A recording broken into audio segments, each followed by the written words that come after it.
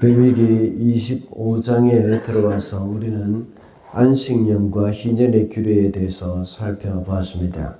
그 중에는 어제 우리가 살펴본 말씀에서는 희년과 관련해서 토지 제도에 대해서 살펴봤습니다. 약속의 땅은 하나님의 소유이지만 이스라엘 백성에게 맡기신 것입니다. 그래서 이스라엘 백성들은 땅을 마음대로 사거나 팔지 못했습니다. 그러나 가난해서 생계가 어려운 사람들은 토지를 팔 수 있었습니다. 그러나 가까운 친척이 대신해서 그 토지를 물어주거나 희년이 되면 돌려받을 수 있게 했습니다. 땅과 함께 집도 역시 사고 파는 일에 있어서 하나님께서 그 규례를 정해 두셨습니다. 이 세상의 모든 것은 하나님의 소유이지만 특히 하나님은 이스라엘 가나안 땅에 대한 자신의 소유권을 주장하셨습니다. 이 세상의 모든 것이 하나님의 소유이고 우리가 가진 것은 하나님이 우리에게 맡기신 것이라고 했습니다. 그리고 하나님이 우리에게 맡기신 것은 하나님의 뜻대로 써야 한다고 했습니다.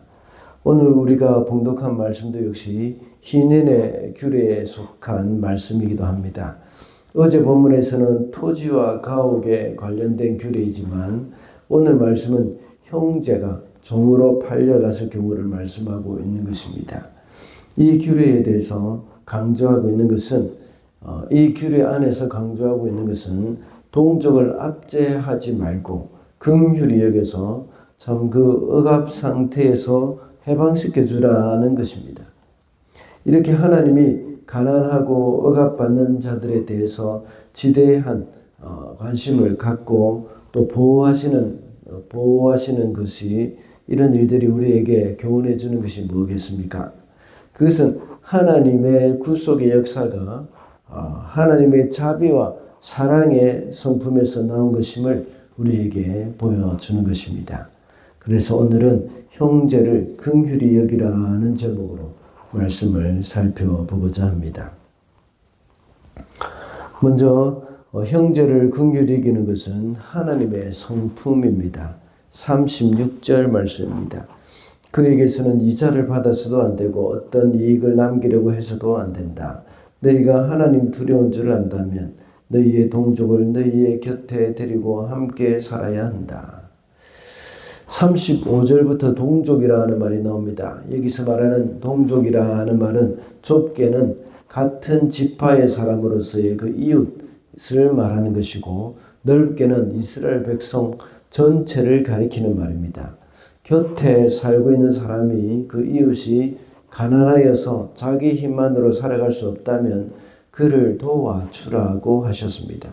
그뿐만 아니라 이어서 나오는 36절과 37절에 보면 동족 중에서 가난하여 돈을 빌리는 사람이 있어서 그 돈을 빌리는 사람이 있으면 형제로서 이자를 받지 말라고 말씀합니다. 가난이 심해서 형제가 종으로 팔렸을 때도 역시 함부로 종으로 부리지 말고 인격적으로 대하라는 명령을 하고 있습니다. 그리고 형제가 다른 집에 종으로 팔렸을 때에 우리가 만약에 여유가 된다면 그를 위해서 값을 치르고 종의 관계를 물으라고 말씀하고 있습니다. 그렇지 못할 경우에는 희년 때 자유하게 해주라고 명하십니다. 그리고 이 규례를 하나님을 두려워하는 것과 연결시키고 있습니다. 하반절에 보면 너희가 하나님 두려운 줄을 안다면 하고 말씀하고 있습니다. 이렇게 하나님을 두려워한다는 것은 뭔가 하면 하나님께서도 역시 그 사람을 긍휼히 여기시고 그 사람을 아주 돌보아 주기를 원하신다는 것을 알고 있습니다. 이 사람을 만약에 우리가 함부로 대하고 귀히 여기지 않는다면 하나님께서 그렇게 귀하게 여기지 않는 그 사람을 향해서 뭔가 벌을 주실 것이라 하는 그런 의미로 우리가 받아들일 수가 있습니다. 이렇게 형제를 긍휼히 여기는 것이 바로 하나님을 두려워하는 것이라는 의미로 말씀을 하고 있는 겁니다. 이것을 인간의 윤리적인 차원에서만 지켜야 하는 것이 아니라 하나님의 성품의 차원에서 다루어지는 것임을 말하고 있는 것입니다. 우리가 성경 여러 곳에서 살펴보았듯이 우리 속에 어떤 독하고 잔인한 마음을 가지는 것을 하나님은 싫어하십니다. 하나님의 성품은 그런 잔인함이 아니라 하나님은 사랑이시고 긍휼이 무궁하신 분으로 늘 소개가 되고 있습니다. 그래서 하나님의 그러한 성품이 우리의 삶 속에서도 역시 그대로 드러나기를 원하시는 것을 알 수가 있습니다. 왜냐하면 우리 인간은 하나님의 형상으로 지음받았기 때문입니다. 다른 사람을 도와주는 것뿐만 아니라 모든 일에 있어서 하나님의 성품이 드러나도록 해야 합니다. 우리가 직장에서나 생업에 종사하는 일에서도 역시 하나님의 성품이 드러나야 합니다. 그리고 특별히 교회에서 봉사를 하는 것에 있어서도 역시 하나님의 성품이 드러나야 합니다. 그래서 형제를 향한 하나님의 긍휼하심이 드러나서 우리 공동체에서 따뜻한 사랑이 늘 흘러가도록 해야 하겠습니다. 다음으로 하나님이 긍휼히 여기는 그 형제를 우리도 역시 긍휼히 여겨야 합니다. 43절 말씀입니다. 너희는 그를 고되게 부려서도 안 된다. 모름지기 너희는 하나님 두려운 줄을 알아야 한다. 계속해서 하나님을 두려워할 것을 말씀을 하고 있습니다. 앞서 첫 번째 대지에서 말씀을 드렸듯이 하나님의 성품이 우리의 삶 가운데 드러나기를 원하신다는 것을 알 수 있습니다. 그래서 우리가 형제를 고용하거나 종으로 부리게 된다고 하더라도 그를 고되게 해서는 안 된다는 것을 말씀하고 있습니다. 이렇게 하는 것을 또다시 하나님을 두려워하는 것과 연결시키고 있습니다. 비록 그 형제를 우리가 법적으로 합당하게 품꾼처럼 또 종처럼 데리고 산다고 할지라도 그에 대한 인격적이고 합당한 대우를 해줘야 한다는 것을 말씀하고 있습니다.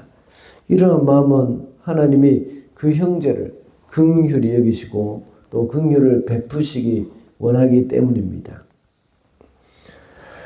하나님이 긍휼히 여기시는 것 같이 우리도 역시 긍휼히 여길 수 있기 위해서는 우리의 성품이 하나님의 성품으로 변화되어 가야 하는 것이죠.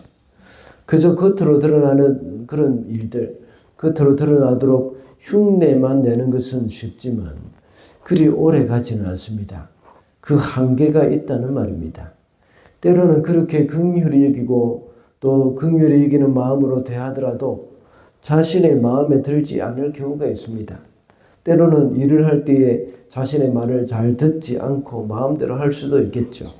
그리고 때로는 내가 그를 대해주는 만큼 그 형제가 나를 신뢰하지 못할 수도 있습니다. 나에게 그 신뢰감을 주지 못할 때도 있습니다. 그럼에도 불구하고 끝까지 인격적이고 친절하게 대할 수 있어야 합니다.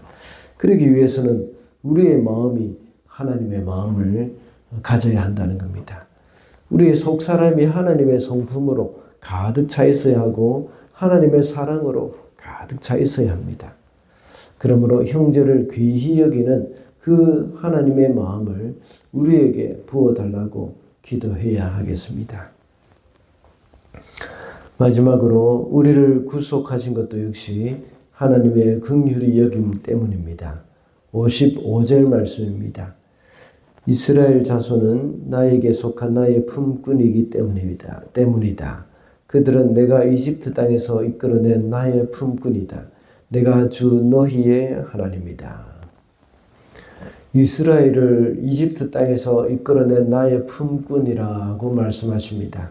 하나님께서 이집트에서 구원해내신 구속의 역사와 연결시키고 있는 것입니다. 그러면서 이스라엘 백성들을 가리켜 하나님의 품꾼이라고 말씀하십니다. 그렇기 때문에 형제를 긍휼히 여기는 마음을 가져야 한다고 말씀을 하고 계시는 겁니다. 우리 인간을 구속하신 그 하나님의 놀라운 그 일도 역시 동일합니다. 영원히 멸망받을 수밖에 없고 하나님을 배반한 인간들입니다. 하나님은 그 인간을 긍휼히 여기셔서 그 예수 그리스도를 이 땅에 보내셔서 구원해 주셨습니다. 우리는 두 번째 대지에서 형제를 긍휼히 여기고 인격적으로 대우해 주었는데 그 사람이 우리를 배신할 때도 있을 것이라고 했습니다. 그럼에도 불구하고 그 사람을 귀히 여겨야 한다고 했습니다. 그 근거가 바로 하나님의 구속의 역사에 있었습니다. 우리는 죄의 종으로 있으면서 하나님을 배반하고 하나님을 대적하는 존재였습니다. 그렇지만 하나님은 여전히 우리를 구원하여 주시고 자신을 배반한 우리를 위해서 외아들까지도 내어주셨습니다. 이것이 바로 우리를 긍휼히 여기는 마음에서 비롯된 것임을 알 수가 있습니다. 우리는 이러한 하나님의 은혜와 긍휼을 잊어서는 안 되겠습니다. 긍휼의 마음을 가지신 그 하나님의 영이 우리 속에 가득할 때 우리도 역시 우리의 형제들을 긍휼히 여기고 귀히 여길 수 있을 줄로 믿습니다. 이것이 바로 구속의 은혜를 입은 사람의 태도이고 구속의 은혜를 입은 사람의 삶의 열매입니다. 우리를 구속하신 하나님의 역사도 역시 하나님의 긍휼히 여기심 때문임을 우리가 명심해야 하겠습니다. 그렇게 할 때에 우리도 역시 형제를 긍휼히 여길 수 있게 될 것입니다. 말씀을 맺겠습니다. 오늘은 형제를 긍휼히 여기라는 제목으로 말씀을 살펴봤습니다.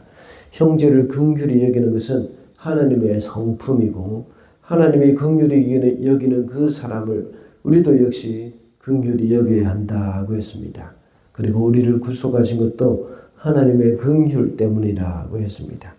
오늘도 우리에게 붙여주신 우리의 지체들을 긍휼히 여길 수 있는 저와 여러분이 되시기를 바랍니다.